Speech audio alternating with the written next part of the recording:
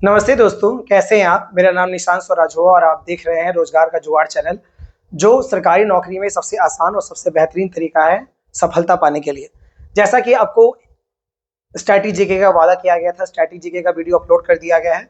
जो पहली बार इस चैनल पे आए हैं, तो स्टैटिक जीके में आपका पहली बार मिलिट्री एक्सरसाइज और दूसरी बार आज ही अपलोड किया गया है, वो है आपका क्लासिकल डांस। क्लासिकल डांस और लोक नृत्य में बहुत खूबसूरत ढंग से आपको अंतर बताया गया है और अंतर बहुत खूबसूरत है, इसको डिफाइन किया गया है बहुत खूबसूरत ढंग से। आप जरूर जो आज वीडियो अपलोड किया है उसे देखें। और आज हम करंट अफेयर का दौर जारी रखे हैं, जैसा ही कल का करंट अफेयर अपलोड कर दिया गया था और आज आपका 16 सितंबर है, तो 16 सितंबर का करंट अफेयर अब हम पढ़ने जा रहे हैं। तो आज है 16 सितंबर, तो 16 सितंबर का करंट अफेयर स्टार्ट करने जाए। चलिए स्टार्ट करते हैं। पहला सवाल पहला सवाल जो है वो नियुक्ति से है। पहला सवाल नियुक्ति से है, आराम से इस सवाल को देखिए। श्रीनिवास एनजीटी, नाम थोड़ा सा यूनिक है, कोई बात नहीं।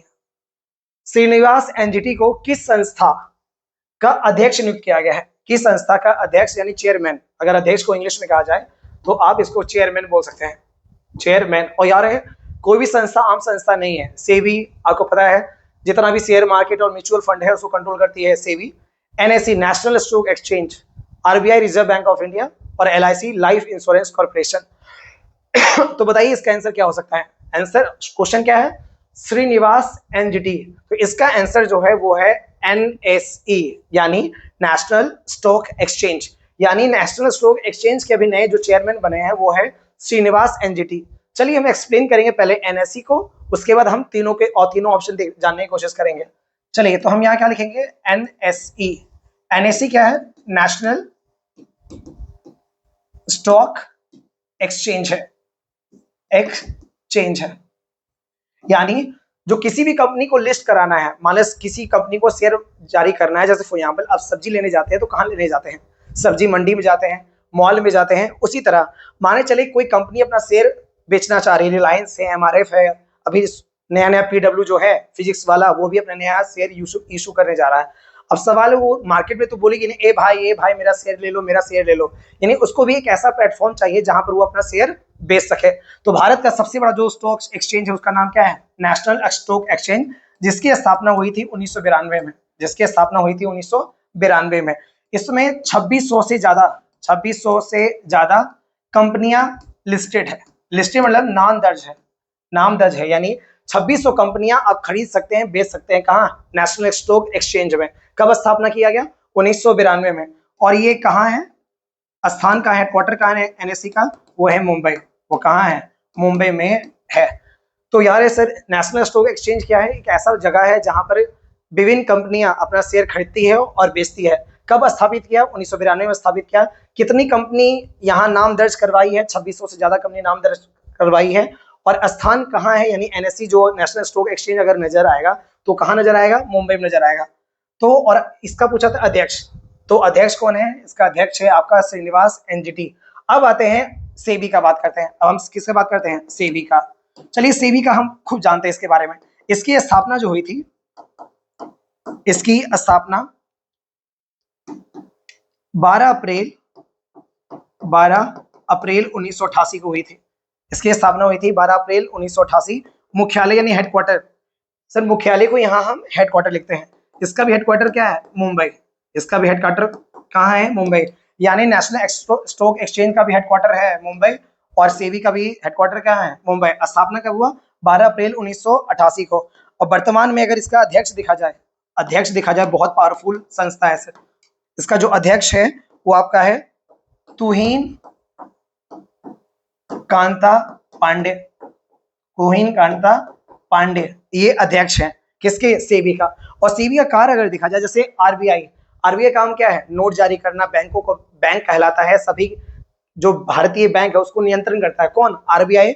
उसी तरह अगर हम कार्य देखें, सेबी का कार्य देखें, तो जितना भी आपका स्टॉक एक्सचेंज है यानी शेयर मार्केट है, शेयर मार्केट और म्यूचुअल फंड क्या होता है? ये इकोनॉमिक्स का टॉपिक है, कभी बता दिया जाएगा। म्यूचुअल फंड को नियंत्रण करता है। क्या करता है? नियंत्रण करता है। यानी जिस तरह आरबीआई सभी बैंकों को नियंत्रण करता है, उसी तरह सेबी का कार्य बहुत बड़ा है सर। सेबी का कार्य क्या है? शेयर मार्केट और म्यूचुअल फंड को क्या करना, रेगुलेट करना, रेगुलेट करना। स्थापना कब हुआ, 12 अप्रैल 1988 को। हेडक्वार्टर कहाँ है, मुंबई में है। सेबी के अध्यक्ष वर्तमान में कौन है, तुहिन कांता पांडे, तुहिन कांता पांडे। चलिए अब बचा आरबीआई, अब बचा आरबीआई का। तो आरबीआई यहाँ छोटा जगह हम लिखते हैं। तो आरबीआई की स्थापना हुई थी 1 अप्रैल 1935 को, 1 अप्रैल 1935 को। इसका भी मुख्यालय, हेडक्वार्टर जो है वो कहाँ है, मुंबई में है, मुंबई में है। और इसके जो गवर्नर है, इसके जो गवर्नर है बहुत फेमस है सर, जितना भी नया नोट होता है साइन इन्हीं का गवर्नर का ही रहता है, 1 रुपया नोट छोड़कर। तो आरबीआई के गवर्नर कौन है वर्तमान में, संजय मल्होत्रा। कौन है, संजय मल्होत्रा, संजय मल्होत्रा। और आरबीआई काम तो बच्चा बच्चा जानता है, सभी कंट्रोल बैंकों को क्या करता है, कंट्रोल करना है। कोई भी नया बैंक अगर खोलना है किसी को, उसको लाइसेंस लेना पड़ेगा, कहाँ, आरबीआई के पास। और आरबीआई का मुख्यालय कहाँ है, मुंबई। तो अगर आप गौर से देखिएगा, एनएससी का मुख्यालय कहाँ है, आरबीआई। सेबी का मुख्यालय कहाँ है, मुंबई, सॉरी, एनएससी का मुख्यालय है मुंबई, सेबी का मुख्यालय है मुंबई, और आरबीआई का मुख्यालय क्या है, मुंबई। तो आज आपको कमेंट बॉक्स में एक क्वेश्चन का जवाब देना है। क्वेश्चन ये रहा कि आरबीआई की स्थापना 1935 में हुई थी, ये बात तय रहा, ठीक है। वर्तमान इसका मुख्यालय मुंबई है भी, ये भी बात तय रहा। लेकिन आपको बताना है जब आरबीआई की स्थापना 1935 में हुई थी, उस समय इसका मुख्यालय कहाँ था। 1937 में कहा जाता है सर इसने अपना मुख्यालय मुंबई किया। 1935 जब इसकी स्थापना हुई थी, 1937 तक इसका जो मुख्यालय था वो जो है वो मुंबई नहीं था। 2 साल के लिए जब स्थापना हुआ था इसका मुख्यालय भारत में कहीं और शहर था। तो आपको कमेंट बॉक्स में जवाब देना है इसका मुख्यालय कहाँ था, इसका मुख्यालय कहाँ था। अगर हम एलआईसी का बात करें, जब इतना 3 ऑप्शन कर दिया गया है तो एलआईसी का भी हम बात करते हैं। अगर हम एलआईसी का बात करें तो एलआईसी का पूरा नाम क्या है, लाइफ इंश्योरेंस कॉर्पोरेशन। क्या नाम है, लाइफ इंश्योरेंस कॉर्पोरेशन। क्या नाम है, लाइफ इंश्योरेंस कॉर्पोरेशन, एलआईसी कहते हैं। इसी का टैगलाइन है सर, जीवन के साथ भी, जीवन के बाद भी। और इसकी स्थापना कब हुई थी, इसकी स्थापना हुई थी 1 सितंबर 1956 को, 1 सितंबर 1956 को। और इसका भी हेडक्वार्टर कहाँ है, मुंबई। यानी आज तो गजब हो गया, आज गजब हो गया। सेबी का मुख्यालय भी, पहले बताइए, सेबी हम पढ़ाए हैं, सेबी का निर्माण कब हुआ, 1988 में, हेडक्वार्टर मुंबई। एनएससी का स्थापना कब हुआ, 1992, हेडक्वार्टर मुंबई। आरबीआई का स्थापना कब हुआ, 1935, वर्तमान में कहाँ है, मुंबई। एलआईसी की स्थापना कब हुई, 1956 में, इसका भी हेडक्वार्टर कहाँ, मुंबई। तो मेरा सवाल सिर्फ यही था कि श्रीनिवास एजेंटी किस संस्था के अध्यक्ष नियुक्त किए हैं, वो है एनएससी। और इसके साथ अगर आप देखे होंगे, हम चारों ऑप्शन को डिटेल से समझाए हैं, हम चारों ऑप्शन को डिटेल से समझाए हैं। एक बार जल्दी से देख लीजिए, एक बार जल्दी से आप देख लीजिए। और एलआईसी छोड़ के हम तीनों का बताएं अध्यक्ष कौन है। सेबी का अध्यक्ष है तुहिन कांता पांडे, आरबीआई का जो है गवर्नर संजय मल्होत्रा, और एनएससी का तो श्रीनिवास एजेंटी दिया हुआ है। और एलआईसी इतना महत्वपूर्ण संस्था नहीं है, इसीलिए केवल स्थापना का साल वहां बताए हैं। तो चलिए पहला सवाल हो गया, पहला सवाल हो गया। अब आते हैं दूसरा सवाल पे। ये बहुत अच्छा सवाल है सर, क्योंकि आपको पता है आज 16 तारीख है, 14 तारीख को यानी आज से 2 दिन पहले क्या था, राष्ट्रीय हिंदी दिवस था, इसीलिए ये सवाल आया है। ये मत सोचिए कि पॉलिटी कहाँ से आ गया करंट अफेयर में, ठीक है। संविधान के किस अनुच्छेद के तहत हिंदी को राजभाषा, ठीक है, ऑफिशियल लैंग्वेज कहते हैं इंग्लिश में, ऑफिशियल लैंग्वेज। और यार सर, भारत की वर्तमान में कोई भी राष्ट्रभाषा, नेशनल लैंग्वेज नहीं है। राजभाषा में का अर्थ अगर देखा जाए कि भारत सरकार का जो भी काम होगा जिस भाषा में होता है, नए मोदी कोई योजना निकालते हैं जिस भाषा में निकालते हैं उसे हम लोग कहते हैं राजभाषा। और भारत का जो ऑफिशियल लैंग्वेज है वो हिंदी और इंग्लिश दोनों है, हिंदी और इंग्लिश दोनों है, हिंदी और इंग्लिश क्या है, दोनों है, सॉरी। हाँ, तो ये सवाल जो कर रहा था वो वर्तमान में को बताए थे कि हिंदी इंग्लिश क्या है, वर्तमान में ऑफिशियल लैंग्वेज है। भारत का कोई भी राष्ट्रभाषा या नेशनल लैंग्वेज नहीं है। तो संविधान के इस अनुच्छेद के तहत हिंदी को राजभाषा घोषित किया गया था, अनुच्छेद 343, अनुच्छेद 352, अनुच्छेद 342, अनुच्छेद 348। तो आप लोग ये सवाल देने की कोशिश करें, ये पॉलिटी के साथ साथ हिंदी भाषी प्रदेश के लिए बहुत महत्वपूर्ण सवाल है, क्योंकि ये बिहार से वीडियो रिकॉर्ड किया जा रहा है, तो बिहार का जो भाषा है वो तो हिंदी ही है। तो इसका जो आंसर है वो है अनुच्छेद 343, यानी संविधान के इस अनुच्छेद के तहत हिंदी को राजभाषा घोषित किया गया है, वो अनुच्छेद 343 से VVI है, VVI है।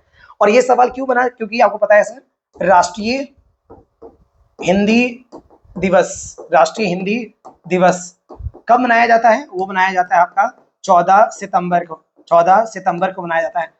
अब देखिए सर, बच्चा रटने का रट लेता है, सर आखिरकार 14 सितंबर को ही क्यों मनाया जाता है? 14 सितंबर को ही क्यों मनाया जाता है? चलिए आज एक प्यारा सा कहानी समझते हैं। कहा जाता है सर, जब संविधान सभा का गठन हुआ था, और आपको पता है संविधान सभा की पहली बैठक कब हुई थी? 9 दिसंबर 1946 को। उसमें मौलिक अधिकार पर बात हो रहा था, राष्ट्रपति की शक्ति पर बात हो रहा था, नागरिकता के मौलिक कर्तव्य पर बात हो रहा था, राजनीति तत्व के बात हो रहा था, सर्वोच्च न्यायालय की शक्ति का बात हो रहा था। तो उसमें एक बात ये हुआ कि भारत का राष्ट्रभाषा क्या होगा, भारत का राष्ट्रभाषा क्या होगा। तो सुभाष चंद्र बोस उस समय जिंदा थे, महात्मा गांधी थे, जवाहरलाल नेहरू थे, चाहते थे कि हिंदी को ही क्या बना दिया जाए, राष्ट्रभाषा, यानी पूरे देश का एक भाषा होना चाहिए, जिसे वो कहते हैं राष्ट्रभाषा, इंग्लिश में कहते हैं नेशनल लैंग्वेज। लेकिन दक्षिण भाषी प्रदेशों ने, जहां पर तमिल बोली जाती है, तेलुगु बोली जाती है, उन्होंने जम के विरोध किया कि हिंदी को हम लोग पे जबरदस्ती थोपा नहीं जाना चाहिए, क्योंकि हिंदी जो है दक्षिण भारत में कहीं नहीं बोली जाती है, इसीलिए हिंदी को नहीं और किसी भाषा को बनाया जाए। तो बहुत लंबा बहस चला। तो लंबा बहस के बाद ये तय हुआ कि 14 सितंबर 1949 को हिंदी को घोषित किया गया राजभाषा, हिंदी को राजभाषा घोषित किया गया, राजभाषा घोषित किया गया। तो हिंदी को संविधान सभा के द्वारा राजभाषा कब घोषित किया? 14 सितंबर 1949 को। तो 1949 तो हर बार नहीं आ सकता है, एक बार चला गया तो चला गया, लेकिन 14 सितंबर तो हर साल आ सकता है ना। इसी दिन के महत्व को लोगों को समझाने के लिए क्या हर साल 14 सितंबर को क्या मनाया जाता है? राष्ट्रीय हिंदी दिवस मनाया जाता है। लेकिन विडंबना ये है कि बच्चा को बस रटने से मतलब है कि राष्ट्रीय हिंदी दिवस 14 सितंबर, राष्ट्रीय हिंदी दिवस 14 सितंबर। आपको इसके पीछे इतिहास जानना है कि संविधान सभा ने पूरी कोशिश किया, जवाहरलाल नेहरू, महात्मा गांधी तक कोशिश की है कि हिंदी को राष्ट्रभाषा बना दिया जाए, यानी पूरे भारत का एक भाषा होना चाहिए। लेकिन दक्षिण भारत ने जब उनका विरोध किया तो वोटिंग हुआ 14 सितंबर को, और भारत जो है संविधान सभा ने कहा कि हिंदी राष्ट्रभाषा नहीं बन सकती है तो राजभाषा तो बन ही सकती है, और इस तरह हिंदी क्या बना? राजभाषा बना। कब? 14 सितंबर 1949 को। और यार है सर, जब 1950 को संविधान लागू हो गया, जब 1950 को संविधान लागू हो गया तो हिंदी के साथ साथ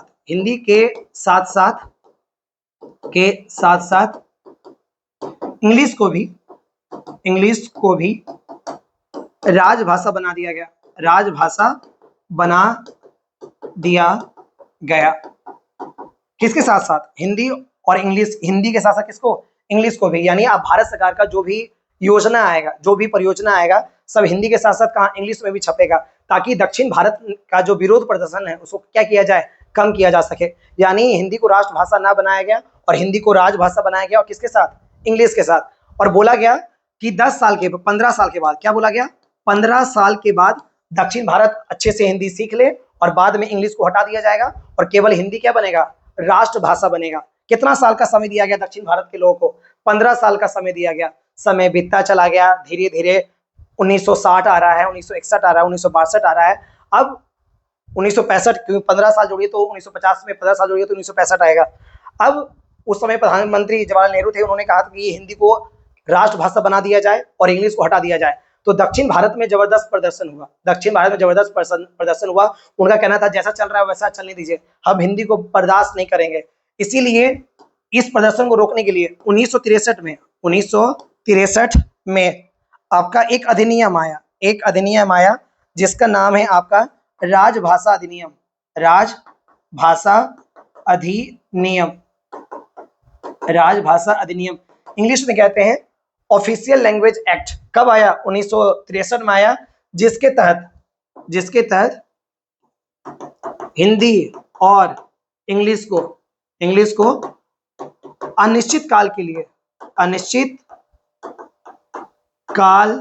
के लिए राजभाषा घोषित कर दिया गया, राजभाषा घोषित कर दिया गया। यानी जब तक ये विवाद खत्म नहीं हो जाता है तब तक हिंदी और इंग्लिश क्या रहेगा? राजभाषा रहेगा। किस अधिनियम के तहत? 1963 राजभाषा अधिनियम के तहत। तो आपको कुछ नहीं करना है, हाथ में फोन है, आप फट से गूगल टाइप कीजिए कि इंग्लिश में अगर कहा जाए, इंग्लिश में टाइप करना है तो ऑफिशियल लैंग्वेज एक्ट टाइप कीजिएगा, व्हेन पास्ड, या राजभाषा अधिनियम कब पारित हुआ था। आपको कुछ नहीं करना है, बस देखना है प्रीवियस किस किस एग्जाम में आया है, तब आपको इस सवाल का महत्व समझ में आ जाएगा। यानी जब पहले आप बताइए हिंदी को राजभाषा घोषित कब किया गया? 14 सितंबर 1949 को, कि भाई साहब जो सरकारी जो भाषा होगी वो क्या होगी? हिंदी भाषा होगी। लेकिन 1950 में हिंदी के साथ साथ इंग्लिश को भी क्या बना दिया गया, राजभाषा बना दिया, क्योंकि दक्षिण भारत लोगों ने कहा कि हम पर हिंदी जबरदस्ती थोपा ना जाए, तो हिंदी के साथ साथ इंग्लिश को। लेकिन पंडित जवाहरलाल नेहरू ने कहा कि दक्षिण भारत के लोगों को 15 साल का मोहलत दिया जाता है, वो हिंदी सीखे। लेकिन 15 साल जब होने वाला था उससे पहले ही विरोध प्रदर्शन हो गया कि हम हिंदी को बर्दाश्त नहीं करेंगे। तो जवाहरलाल नेहरू ने संसद में एक बिल लाया जिसका नाम है राजभाषा अधिनियम 1963, जिसके तहत अनिश्चित काल के लिए बढ़ा दिया गया क्या, कि इंग्लिश हिंदी क्या रहेगा, राजभाषा रहेगा। तो देखिए राष्ट्रीय हिंदी दिवस कब मनाया जाता है, 14 सितंबर को। यार है किस उद्देश्य के लिए मनाया जाता है, क्योंकि 14 सितंबर 1949 को हिंदी राजभाषा बनाया गया था। तो चलिए एक चीज, तो ये राष्ट्रीय हिंदी दिवस कब है, 14 सितंबर। आपको पता है अंतर्राष्ट्रीय हिंदी दिवस भी होता है, अंतर्राष्ट्रीय हिंदी दिवस भी होता है। यानी राष्ट्रीय तो नेशनल लेवल पे होते हैं, अंतर्राष्ट्रीय मतलब क्या है, विश्व में जहां जहां हिंदी भाषी लोग हैं, हिंदी भाषा का बढ़ावा देने के लिए ये दिवस मनाएंगे। चलिए अब इसको एक्सप्लेन करते हैं। अंतर्राष्ट्रीय हिंदी दिवस, तो अंतर्राष्ट्रीय हिंदी दिवस जो मनाया जाता है वो मनाया जाता है 10 दिसंबर को, सॉरी 10 जनवरी को मनाया जाता है, 10 जनवरी को मनाया जाता है। और 10 जनवरी को मनाने का कारण क्या है कि पहला, यहां पर लिख दे, ठीक है यहां पर लिख देते हैं कि पहला विश्व हिंदी सम्मेलन, हिंदी सम्मेलन 10 जनवरी 1975 में नागपुर में हुआ था, नागपुर में हुआ था।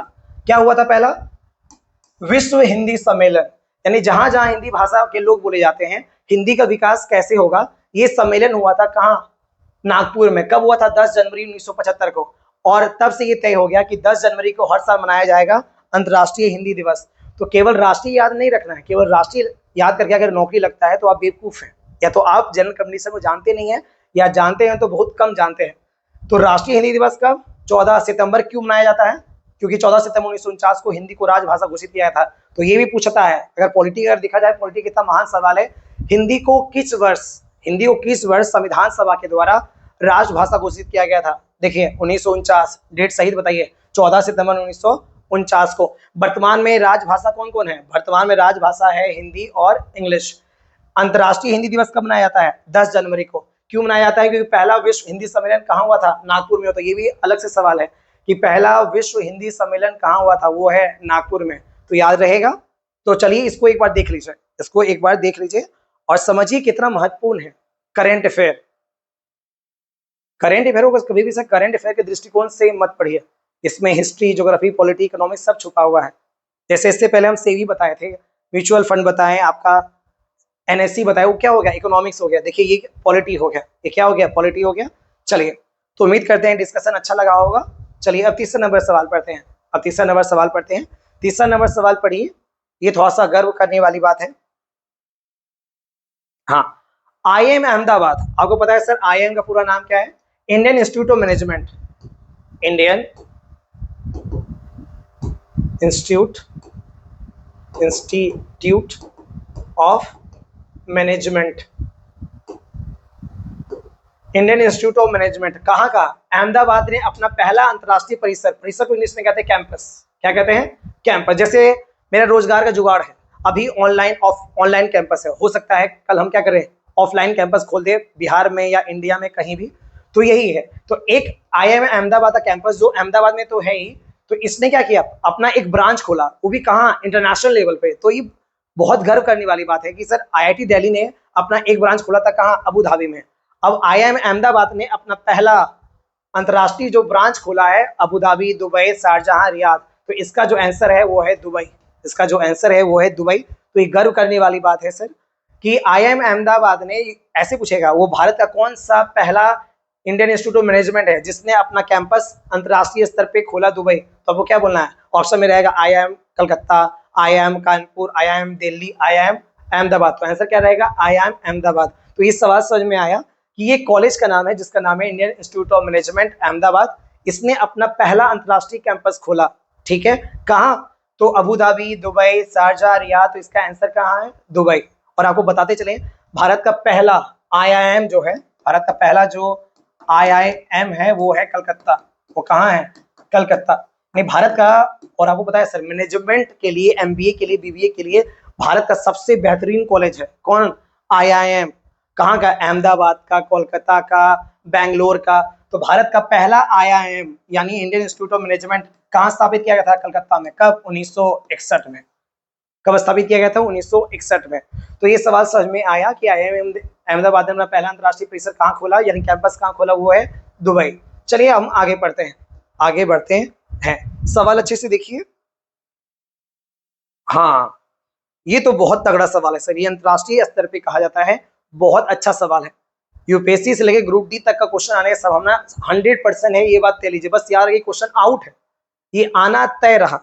अब यहाँ पर क्या देखिए, संयुक्त राष्ट्र महासभा, इंग्लिश में कहते हैं United nation general assembly. English में क्या कहते हैं? यूनाइटेड नेशन जनरल असेंबली में न्यूयॉर्क घोषणा, इंग्लिश में कहते हैं न्यूयॉर्क डिक्लेरेशन का प्रस्ताव किन देशों ने रखा था? हमको पता है ये सवाल कुछ समझ में नहीं आ रहा होगा, कोई पल्ला नहीं पड़ा होगा, इस सवाल क्या कह रहा है, कोई सवाल क्या नहीं कर रहा है। तो इसको हम बारीकी इसको समझाते हैं।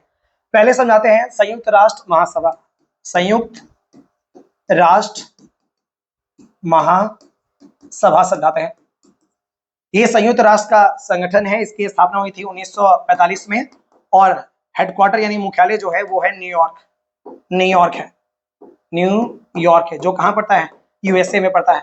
और आपको पता है सर इसका घोषणा न्यूयॉर्क घोषणा आप समझ में आया क्यों हुआ? इसका हेडक्वार्टर कहाँ है? न्यूयॉर्क में। अब ये हुआ क्यों? आपको पता है सर दुनिया में हर जगह लड़ाई चल रही है, लेकिन एक जो लड़ाई है जो बहुत घातक से भी घातक बन गई है वो है इजराइल और फिलिस्तीन की लड़ाई। फिलिस्तीन की लड़ाई। अब क्या हुआ, दो देश है कौन कौन? फ्रांस और सऊदी अरब। फ्रांस और सऊदी अरब ने एक घोषणा लाया है जिसका नाम है न्यूयॉर्क घोषणा। और ये घोषणा न्यूयॉर्क घोषणा इसीलिए से नाम से जाना गया क्योंकि ये मीटिंग कहाँ हुआ था? न्यूयॉर्क में। और ये मीटिंग न्यूयॉर्क में क्यों हुआ था? क्योंकि संयुक्त राष्ट्र महासभा का जो मुख्यालय वो कहाँ है? यहाँ है। तो इन्होंने एक न्यूयॉर्क घोषणा नाम से घोषणा लाया जिसमें ये कहा गया कि हम लोग चाहते हैं कि इजराइल और फिलिस्तीन का लड़ाई जो है वो तुरंत रुक जाए, यानी इजराइल जो है युद्ध विराम, जिसको इंग्लिश में कहते हैं सीज फायर, यानी युद्ध ना करना, घोषणा करे। कहा जाता है सर 100 ये दोनों ने लाया था न्यूयॉर्क घोषणा। 142 देशों ने समर्थन किया कि हाँ इजराइल को अब युद्ध विराम करना चाहिए, जो भी मर्डर कर रहा है, जो भी हॉस्पिटल पे, बिल्डिंग पे, अपार्टमेंट पे बम गिरा रहा है, वो बमबारी तुरंत रुकना चाहिए। इसी को कहते हैं न्यूयॉर्क घोषणा। और ये किस दो देश ने लाया था? शुरुआत किस दो देश ने किया था? फ्रांस और सऊदी अरब ने। यही दोनों देश ने एक टर्म यूज किया जिसका नाम है न्यूयॉर्क घोषणा, जिसके तहत यूनाइटेड नेशन के जो सदस्य राष्ट्र हैं वो वोटिंग करेंगे कि क्या वो इजराइल फिलिस्तीन का जो विवाद है वो खत्म करना चाहते हैं, क्या चाहते हैं कि इजराइल जो है उस पर प्रतिबंध लगाया जाए। और यार है सर 142 देश ने हाँ बोला था कि हाँ कि हम चाहते हैं इजराइल जो है फिलिस्तीन पर हमला करना क्या करे? बंद कर दे, जितना जल्दी हो सके, जितना जल्दी हो सके। और यार दिलचस्प बात नहीं क्या है कि भारत ने भी इसका समर्थन किया था। भारत ने भी इसका समर्थन किया था। इसका समर्थन बोलने का मतलब क्या है? न्यूयॉर्क घोषणा का, यानी भारत भी चाहता था कि इजराइल फिलिस्तीन पर हमला क्या करे? बंद करे। ये परसों बहुत हाईलाइट हुआ था क्योंकि सर नए मोदी का बहुत अच्छा संबंध है। किसका? प्रधानमंत्री का, इजराइल के प्रधानमंत्री जिसका नाम है बेंजामिन नेतन्याहू, उनके साथ बहुत अच्छा संबंध है। इसलिए भारत हमेशा साथ देता है किसका? इजराइल का। और इजराइल भी भारत का साथ देता है। इसीलिए पूरा चर्चा ट्विटर में तो चारों तरफ छा गया था कि आखिरकार भारत तो इजराइल को पसंद करता है, लेकिन इजराइल के अगेंस्ट कैसे चला गया, कैसे वोट डाल दिया इजराइल के अगेंस्ट। तो 142 देश का कहना था कि इजराइल को तुरंत रोक देना चाहिए। यानी भारत ने क्या दिखाया? मानवता दिखाया। भारत ने यहाँ दिखाया नहीं कि इजराइल के साथ मेरा दोस्ती संबंध क्या है, संबंध कैसा नहीं है, क्योंकि सर मानवता इंसानियत यही कहता है कि इजराइल अब जो कर रहा है फिलिस्तीन के साथ वो बहुत गलत कर रहा है, बहुत गलत कर रहा है। इसलिए भारत सरकार ने भी अपना स्टैंड दिखाया। 142 देशों में भारत ने भी न्यूयॉर्क घोषणा का क्या किया? समर्थन किया। अब देखिए कैसे कैसे सवाल बनेगा। न्यूयॉर्क घोषणा जो 2025 में लाया गया था उसका उद्देश्य क्या था? उसका उद्देश्य क्या था जल्दी बताइए। फिलिस्तीन और इजराइल का युद्ध रोकने के लिए ये न्यूयॉर्क घोषणा लाया गया था। इसका जो प्रस्ताव है कोई किस दो देश के द्वारा लाया गया था? फ्रांस और सऊदी अरब के द्वारा लाया गया था। कितने देशों ने समर्थन किया था कि हाँ न्यूयॉर्क घोषणा जो है वो लागू होनी चाहिए? 142 देशों में।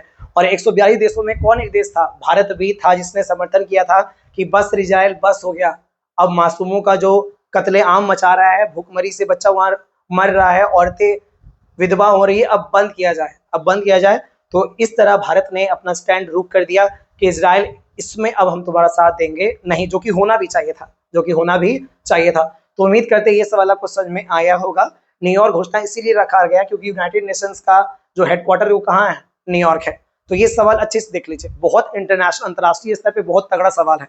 इस सवाल का महत्व शायद आपको समझ में नहीं आए, लेकिन जब एग्जाम में आएगा तो आज का दिन आप याद रखिएगा। आज का दिन है 16 सितंबर। चले अब हम बढ़ते हैं आगे, अब हम बढ़ते हैं आगे। हाँ, पीएम नरेंद्र मोदी ने किस राज्य में बैराबी सेरांग रेलवे लाइन का उद्घाटन किया? यानी एक रेलवे लाइन है, एक तरफ बैरांगी है और दूसरी तरफ क्या है, सेरांग। रेलवे लाइन का उद्घाटन किया। और आपको ये बता दिया जाए कि हिंट देते हैं आपको, ये एक ऐसा राज्य है जहां तक आज तक रेलवे नहीं आया, जहां आज तक रेलवे। सोचिए सर, भारत में रेलवे की स्थापना कब हुई? 1853 में। 1853 में, 1853 से लेकर अभी 2025 चल रहा है, आज तक वहां एक भी रेलवे लाइन नहीं बिछी। तो अब हिंट आपको मिल गया होगा। तो असम होना चाहिए, मणिपुर होना चाहिए, मिजोरम होना चाहिए, त्रिपुरा होना चाहिए। तो इसका आंसर जो है वो है मिजोरम। वो क्या है, क्योंकि सर त्रिपुरा में रेलवे लाइन है, असम में रेलवे लाइन है, मणिपुर में रेलवे लाइन है, लेकिन मिजोरम में रेलवे लाइन नहीं है। तो नरेंद्र मोदी ने जो बैराबी सेरांग रेलवे लाइन की जो स्थापना किया था वो कहाँ पर है? वो आपका कहाँ है? मिजोरम में है। वो कहाँ है? मिजोरम में है। तो यार है सर, मिजोरम की जो राजधानी है वो क्या है? जल्दी बताइए क्या है जल्दी से। अब दिक्कत क्या है, बच्चा को इतना भी नहीं पता है कि मिजोरम की राजधानी कहाँ है।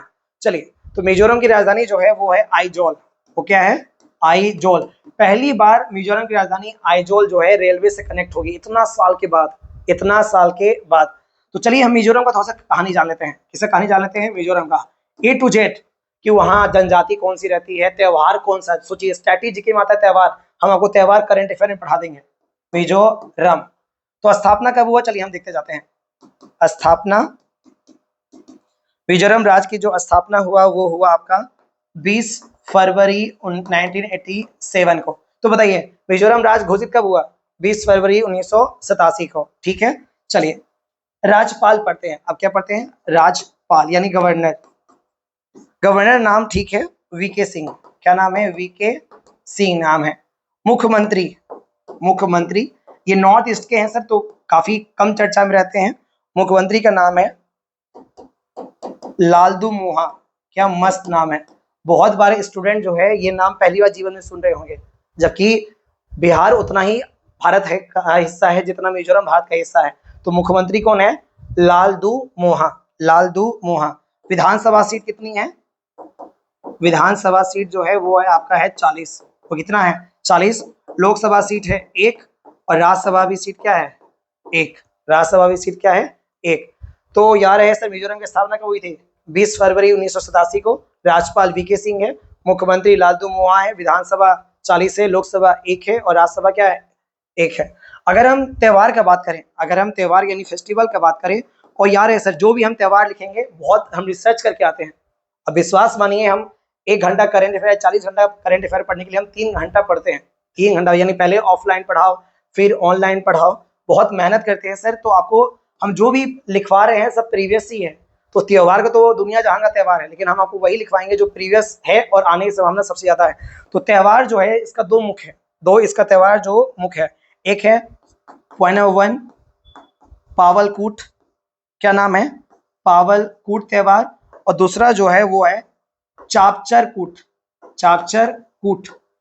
अब घर जाइए, विश्वास मानिए सर, अभी आपके पास दुनिया है सर, आपके हाथ में जो है वो दुनिया है। खुद मारिए वहां, सर्च मारिए इंपॉर्टेंट फेस्टिवल ऑफ मिजोरम। देखिए सर क्या क्या एग्जाम में पूछा है, एनटीपीसी में क्या पूछा है, ग्रुप डी में क्या पूछा है। हर बार यही 2 त्योहार पूछा है। कौन कौन? पावलकूट और चापरकूट। यानी एक बात तो समझ में आया, जहां कूट आया तो वहां मिजोरम होगा। यानी एक बात तो तय है कि जहां कूट आया वहां पर क्या होगा? मिजोरम होगा। तो इस तरह मिजोरम के बारे में आप सब कुछ जान लिए। तो नए मोदी ने पहली बार आइजोल, मिजोरम की राजधानी आइजोल के पास एक रेलवे लाइन का उद्घाटन किया जिसका नाम है बैराबी सारांग। तो सीधे एग्जाम में आएगा बैराबी सारांग, जिसका हाल में ही उद्घाटन किया गया है। वर्तमान में किस राज्य में? मिजोरम में। मिजोरम की स्थापना कब हुई थी? राज्य कब बना था? 20 फरवरी 1987 को। राज्यपाल कौन है? वीके सिंह। मुख्यमंत्री कौन है? लालदू मोहा। विधानसभा सीट 40, लोकसभा सीट 1, राज्यसभा सीट 1। त्योहार कहा जाए तो पावलकूट है त्योहार, और एक है चापचरकूट। क्या है? चापचरकूट। चलिए सर एक सवाल आपके लिए एक और हम कर देते हैं, लेकिन कमेंट सेक्शन में आपको ये जवाब देना है। आपको हम बता देते हैं ऐसा, जैसे विधानसभा। विधानसभा में एक नियम बना हुआ है कि किसी भी राज्य में विधानसभा जो सीट होगी वो 500 से अधिक नहीं होगी। क्या नियम बना हुआ है? किसी राज्य में विधानसभा जो सीट होगी वो 500 से अधिक नहीं होगी, और किसी राज्य में विधानसभा सीट जो होगी वो कितना से कम नहीं होगी, वो कितना से कम नहीं होगी। फिर से बोल रहे हैं कि विधानसभा का ये नियम बना हुआ है कि प्रत्येक राज्य में अपना अपना विधानसभा है, तो नियम ये बनाया हुआ है कि किसी भी राज्य में विधानसभा जो सीट होगी वो 500 से ज्यादा नहीं होगी। इसीलिए आप देखेंगे यूपी के पास हाईएस्ट कितना है? 403। यानी सभी राज्य मिलाकर यूपी के पास जो विधानसभा है सीट है वो कितना है? 403। तो बताइए इन नियम का पालन हुआ कि नहीं हुआ? सोचिए, क्योंकि नियम क्या बना हुआ था कि किसी भी राज्य की विधानसभा में 500 से ज्यादा सीट नहीं होगी, कम हो सकती है लेकिन 500 से ज्यादा नहीं हो सकती है। तो हाईएस्ट किसके पास है? 403 है उत्तर प्रदेश के पास। तो आपको ये बताना है सर, हाईएस्ट 500 है तो न्यूनतम जो सीट होना चाहिए विधानसभा में कितना से कम नहीं होना चाहिए? ये कमेंट बॉक्स में आपको जवाब देना है। ये पॉलिटी का बहुत अच्छा सवाल है कि विधानसभा जो सीट है वो 500 अधिकतम है तो न्यूनतम कितने से कम नहीं होना चाहिए? न्यूनतम कितने से कम नहीं होना चाहिए? क्योंकि सर न्यूनतम जो है वो विधानसभा कितना है इसके पास? मिजोरम के पास 40, जो कि न्यूनतम से क्या है? कम है। अब सवाल आता है वो न्यूनतम कितना होगा? कमेंट बॉक्स पे जरूर ढूंढ के, अगर आपको पता नहीं है तो ढूंढिए, सवाल का जवाब जरूर दीजिए सर कमेंट बॉक्स पे। तो उम्मीद करते हैं ये सवाल समझ में आया होगा। एक बार जल्दी से इसको देख लीजिए। हाँ, देख लिए। चलिए हम आगे बढ़ते हैं, आगे बढ़ते हैं। चलिए 6 नंबर सवाल, बहुत अच्छा सवाल है सर। भारतीय नौसेना के द्वारा, यानी नेवी के द्वारा, इंडियन नेवी के द्वारा कमीशन किया गया 3D air surveillance radar. 3D मतलब 3 दिशा से देखेगा, एयर सर्विलेंस मतलब कि वायु से कोई चीज आ रहा है, वायु से कोई चीज आ रहा है वो रडार के द्वारा पता चलेगा वो कितना दूर है कितना दूर नहीं है। मान चलिए ये सवाल आपको समझ में नहीं आया, हम मान लेते हैं ये सवाल आपको समझ में नहीं आया। चलिए इसको हम उदाहरण समझाते हैं, ठीक है? और किसके द्वारा बनाया गया है? नौसेना के द्वारा तैयार किया गया। अभी इसको उदाहरण समझा रहे हैं। मान चलिए हिंद महासागर में इंडियन आर्मी का जहाज या इंडियन नेवी का जहाज जा रहा है, इंडियन नेवी का जहाज, दूर दूर दूर तक कोई इंसान नहीं है, चारों तरफ पानी है, चारों तरफ क्या है? पानी है। अब अचानक क्या आ गया? ड्रोन आ गया। अचानक चाइना का, पाकिस्तान का क्या आ गया? ड्रोन आ गया। तो ये असंभव है कि वो आग से नजर आ जाए। ड्रोन का आकार इतना छोटा होता है कि आग से असंभव है कि क्या हो जाए? नजर आ जाए। तो बताइए ड्रोन हमला करेगा तो भारतीय नौसेना कभी तैयार हो सकता है? नहीं। तो लेकिन अब ऐसा नहीं होगा। अब ये जो 3D एयर सर्विलेंस रडार जो है वो आसमान से लेकर सतह यानी अगर समुद्र जहाज जो है समुद्र में चल रहा है तो समुद्र में कोई भी दुश्मन अगर आने वाला है, चाहे पानी के नीचे सबमरीन के द्वारा आने वाला है या आसमान से कोई भी ड्रोन हमला होने वाला है, फट से इसमें जो रडार है बीप बीप बीप बीप आवाज करेगी और जैसे ही वो हमला करेगा हम लोग वही जहाज से मिसाइल दाग के उसको खत्म कर देंगे। तो बताइए कितना अच्छा चीज है, कितना अच्छा चीज है। तो भारतीय नौसेना द्वारा कमीशन किया गया 3 एयर सर्विलेंस मतलब होता है निगरानी रखना, 3D एयर सर्विलेंस रडार का क्या नाम है? क्या नाम है? उसका नाम है लांजा एन। उसका नाम क्या है? लांजा एन। चलिए इसको हम लिख देते हैं, इसको हम लिख देते हैं इंग्लिश में लांजा एन। तो सीधे एग्जाम में आएगा, हाल ही में चर्चा में रहा लांजा एन क्या है? तो क्या बोलना है? 3D एयर सर्विलेंस, ये एक तरह का रडार है। एक तरह का है रडार। रडार क्या है? ये रडार पता करता है कि कोई भी विदेशी शत्रु का विमान है, आपका ड्रोन है, वो कितना दूर है, कितना नजदीक आने वाला है, कितना स्पीड से आने वाला है, ये सब बताता है। और उससे पहले जब ये बताएगा, जब बीप बीप आवाज करेगा, रेड बत्ती जलता है, जैसा कि बहुत सारा मूवी हम लोग देखे होंगे या आप भी देखे होंगे, तो रडार में बीप बीप आवाज होगा जिससे हम लोग पता चल जाएगा कि दुश्मन नजदीक आ चुका है, उस पर तुरंत हमला किया जाए।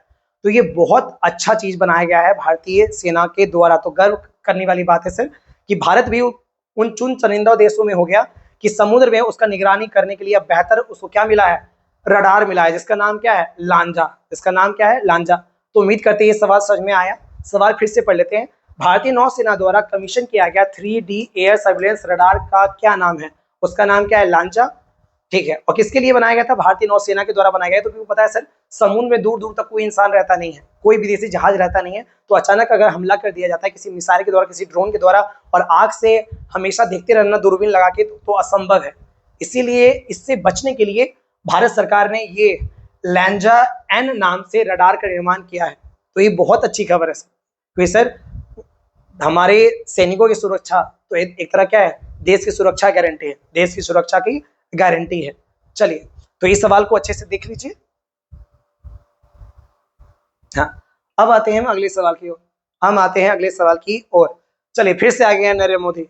इससे पहले आपको पता है मिजोरम में रेलवे लाइन का निर्माण किए थे। चलिए यहाँ पर क्या है, पीएम नरेंद्र मोदी ने भूपेन हजारिका की जयंती पर कितने रुपए के स्मारक सिक्के, स्मारक मतलब क्या, ये सिक्का चलेगा नहीं मार्केट में, बस आप खरीदना चाहे तो खरीद सकते हैं। कहाँ? डाक सेवा में, यानी जहां डाकघर है वहां आप खरीद सकते हैं। हाँ, तो पीएम नरेंद्र मोदी ने भूपेन हजारिका की जयंती पर कितने रुपए का स्मारक सिक्का जारी किया? 500, 120 रुपए का सिक्का या 200 का सिक्का? अगर हम देखें भूपेन हजारिका, देखिए सर आपको हिंट देते हैं, सीधा आंसर ही बता सकते हैं लेकिन हम चाहते हैं कि आप हिंट देख के समझे। भूपेन हजारिका क्या है? गायक थे। कहाँ के? असम के महान गायक थे। कहाँ के गायक थे? असम के महान गायक थे। तो असमिया में गाना गाते थे, हिंदी में भी गाते थे, बंगाली में भी बहुत गाना गाए हैं, लेकिन सबसे ज्यादा कहाँ गाए हैं? असमिया में गाए हैं। जाहिर सी बात है असम के थे तो असमिया में ही गाएंगे, असमिया में ही गाएंगे, असम के थे। और इनका जन्म हुआ था आपका, इनका जन्म जो हुआ था, जन्म से पता चल जाएगा सर, इनका जन्म जो हुआ था वो हुआ था आपका 8 सितंबर 1926 को। कब हुआ था? 8 सितंबर 1926 को। तो आप खुद बताइए सर, 8 सितंबर 2025 को इनका कितना साल होगा? अगर 2026 को भी जोड़ लिया जाए तो आपका कितना साल हो जाएगा? 100 साल हो जाएगा। क्योंकि सर जयंती हम कब मनाते हैं? बर्थडे पर ही जयंती मनाते हैं, मरण दिवस पे नहीं, जयंती। तो आप खुद बताइए इनका जन्म कब हुआ था? 8 सितंबर 1926 को। तो कितना साल हुआ? 8 सितंबर 2025 को 100 साल। तो बताइए कितना का सिक्का जारी करेंगे? आप खुद बताइए, दिमाग लगाइए। 50 रुपए का सिक्का जारी होगा कि 100 रुपए का सिक्का जारी होगा, 20 रुपए का सिक्का जारी होगा, 200 रुपए सिक्का जारी होगा? आपके पास अगर दिमाग है तो मुबारक हो, इसका आंसर क्या है? 100 रुपया है। और आपका अगर इतना दिमाग काम कर रहा है तो बस सरकारी नौकरी बहुत ज्यादा दूर नहीं है, बस इतना दिमाग लगा दीजिए, इतना ही कॉमन सेंस चाहिए, बहुत बारीक चाहिए। हाँ, तो भूपेन हजारिका का 100 साल हुआ था, इसीलिए नरेंद्र मोदी वहां असम गए, असम के गुवाहाटी शहर में गए और 100 रुपए का सिक्का जारी किया। 100 रुपया सिक्का जारी किया। वो यार सिक्का मार्केट में चलेगा नहीं, वो चांदी का सिक्का है, तो जिसको खरीदना है, जिसके मन में भूपेन हजारिका जी के लिए सम्मान है, तो वो घर में शोकेस में सजाने के लिए खरीद सकता है, ये खरीद सकता है भूपेन हजारिका। चलिए भूपेन हजारिका के बारे में जान गए हैं। ये क्या थे? प्रसव गायक थे, यानी सिंगर थे। किस भाषा में बेसिकली गाते थे? असमिया में गाते थे। किस राज्य के थे? असम के थे। और आपको पता है सर, भारत का 4 नागरिक सम्मान होता है, पद्मश्री, पद्म भूषण, पद्म विभूषण और भारत रत्न, चारों इनको मिल चुका है, चारों इनको मिल चुका है। हम डेट सहित बताते हैं। तो चलिए स्टार्ट करते हैं। भारत स्टार्ट नहीं करते हैं, पहले स्टार्ट करते हैं जैसा छोटा जो है पद्मश्री,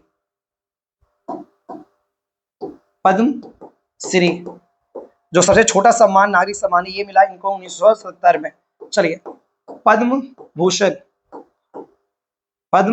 जो भारत का तीसरा नागरिक सम्मान है, ये मिला आपको 2001 में। तीसरा पद्म विभूषण ये मिला आपको 2012 में। और भारत रत्न ये मिला 2019 में। ये कब मिला? 2019 में। तो भारत के 2-3 ही ऐसे इंसान हैं जिसको चारों का चारों सम्मान, नागरिक सम्मान मिला। उसमें से एक कौन है? भूपेन हजारिका। तो सोचिए, जिसका आप नाम नहीं सुने हैं उसको चारों नागरिक सम्मान दिया गया है। पद्मश्री कब मिला? 1970 में। पद्म भूषण कब मिला? 2001 में। पद्म विभूषण कब मिला? 2012 में। और भारत रत्न कब मिला? 2019 में। तो उम्मीद करते हैं कितना महान होंगे सर, इसीलिए नरेंद्र मोदी खुद गए असम और इनके नाम से 100 रुपए सिक्का जारी किया। और आपको एक बात और बताते चले, भारत का सबसे लंबा नदी ब्रिज, रोड ब्रिज नहीं बोले हैं सर, भारत का सबसे लंबा नदी ब्रिज, जिसको आप पुल बोल सकते हैं, ब्रिज यानी पुल बोल सकते हैं, उस पुल का नाम जो है वो भूपेन हजारिका पुल है। उसका नाम क्या है? भूपेन हजारिका पुल। ठीक है। जो किस नदी पर है? जो लोहित नदी पर है। जो किस नदी पर है? लोहित नदी पर है। किस राज्य में है? असम में है। और आपको बता दे कि लोहित जो है वो ब्रह्मपुत्रा की एक सहायक नदी है, ब्रह्मपुत्रा की सहायक नदी है, यानी ये जो नदी है वो ब्रह्मपुत्रा में मिल जाती है। तो यार ऐसे भारत का सबसे लंबा नदी ब्रिज, भारत का सबसे लंबा नदी, ऊंचा नहीं बोले हैं कि चिनाब नदी वाला बोल देना है, कि भारत का सबसे लंबा नदी ब्रिज का नाम क्या है? भूपेन हजारिका ब्रिज है। जो किस नदी पर है? लोहित नदी पर है। और लोहित किसकी सहायक नदी है? वो ब्रह्मपुत्रा की सहायक नदी है। वो क्या है? ब्रह्मपुत्रा की सहायक नदी है। और यार ऐसा भूपेन हजारिका पुल जो है, इसका अन्य नाम, पुल का जो अन्य नाम है, अन्य नाम जो है वो है धौला सादिया ब्रिज, धौला सादिया ब्रिज, ठीक है। क्योंकि एक तरफ धौला गांव है, एक तरफ क्या है, सादिया गांव है, इसीलिए। ये ब्रिज का नाम क्या है, भूपेन हजारिका ब्रिज। तो याद रखना, अभी भी सर यही रिकॉर्ड है। गूगल में सर्च मारिए, लिखिए कि भारत का सबसे लंबा नदी ब्रिज कौन है, इंडिया लॉन्गेस्ट रिवर ब्रिज कौन है, तो सीधे आ जाएगा भूपेन हजारिका ब्रिज, या आएगा धौला सादिया ब्रिज। किस नदी पर है, लोहित नदी पर। देखिए यहाँ आ गया इंडियन ज्योग्राफी का सवाल कि लोहित किसकी सहायक नदी है, वो है ब्रह्मपुत्रा की सहायक नदी है। तो उम्मीद करते हैं ये सवाल आपको समझ में आया होगा। तो सवाल बड़ा सिंपल था, लेकिन आपको समझाएं कितना बेहतरीन ढंग से कि पीएम नरेंद्र मोदी ने भूपेन हजारिका की जयंती पर कितने रुपए का स्मारक सिक्का जारी किया, वो क्या है, 100 रुपए का स्मारक सिक्का जारी किया। किस राज्य से संबंध रखते थे, वो थे असम। इनका 100वां जयंती मनाया गया था नरेंद्र मोदी जी के द्वारा। चारों नागरिक सम्मान इनको मिला है। जो सबसे लेटेस्ट है वो भारत रत्न मिला है, कब, 2019 में। और इनके नाम से भारत का सबसे लंबा नदी ब्रिज है भूपेन हजारिका ब्रिज। अगर नदी ब्रिज है तो कोई ना कोई नदी होगी, तो नदी है लोहित। लोहित किसकी सहायक नदी है, वो ब्रह्मपुत्रा की सहायक नदी है। तो उम्मीद करते हैं ये सवाल आपको समझ में आया होगा। चलिए अब हम बढ़ते हैं आगे, हाँ, ये सवाल बहुत सिंपल सवाल है, ये सवाल बहुत सिंपल सवाल है। आपको पता है सर, अभी 2025 में अभी संपन्न हुआ महिला एशिया कप हॉकी 2025। भारत ने कौन सा पदक जीता, भारत ने कौन सा पदक जीता। तो सर अगर याद रखिएगा, अभी आपको हम बताएं सर, 2025 में एशिया पुरुष हॉकी कप हुआ है, हॉकी कप हुआ है।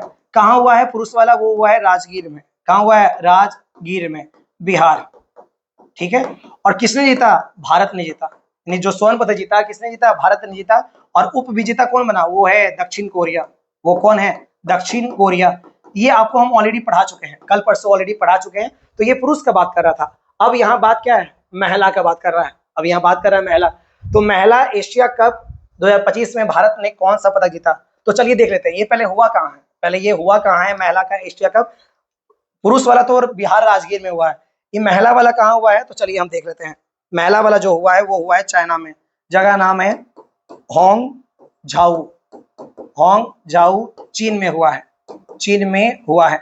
और यार सर विजेता जो था, यानी जो गोल्ड मेडल जीता है वो जीता है चीन ने। किसको हरा के, उप विजेता है भारत। तो अफसोस के साथ कहना पड़ेगा कि उप विजेता जो है वो कौन है, वो भारत है। कोई बात नहीं, इस बार नहीं जीत पाए तो अगली बार जीतेंगे, ऐसा क्या है, वो है भारत। तो बताइए चीन को कौन पदक मिला होगा, जो जीतता है उसको स्वर्ण पदक मिलता है, और जो रनर अप रहता है, उपविजेता रहता है, उसको कौन मिलता है, उसको मिलता है सिल्वर। सिल्वर को ही हम लोग बोलते हैं रजत, रजत पदक मिलता है। तो अब बताइए सर इसका आंसर क्या है। तो महिला एशिया कप हॉकी 2025 में भारत ने कौन सा पदक जीता, इसका आंसर क्या है, रजत, यानी सिल्वर, यानी सिल्वर। जबकि भारत ने इसी चीज में क्या जीता, गोल्ड जीता, गोल्ड जीता।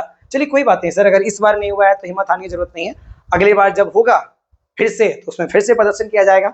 तो उम्मीद करते हैं आपको समझ में आया होगा कि महिला एशिया कप हॉकी 2025 में भारत को कौन सा पदक मिला, भारत को मिला है रजत पदक। तो आज का करंट अफेयर यहीं तक। तो बताइए आज का करंट अफेयर कैसा लगा, कमेंट सेक्शन में जरूर बताइए। सर 2 सवाल पूछा गया है कि आरबीआई का मुख्यालय वर्तमान में मुंबई है, लेकिन पहले मुख्यालय कहाँ था। और दूसरा आपसे सवाल पूछा गया है कि विधानसभा का जो अधिकतम सदस्य सीमा है वो 500 है, न्यूनतम कितनी है, न्यूनतम कितनी है। तो आराम से आप सर्च मारिए और जवाब दीजिए।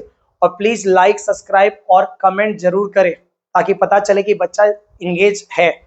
तो आइए से वहीं समाप्ति, धन्यवाद।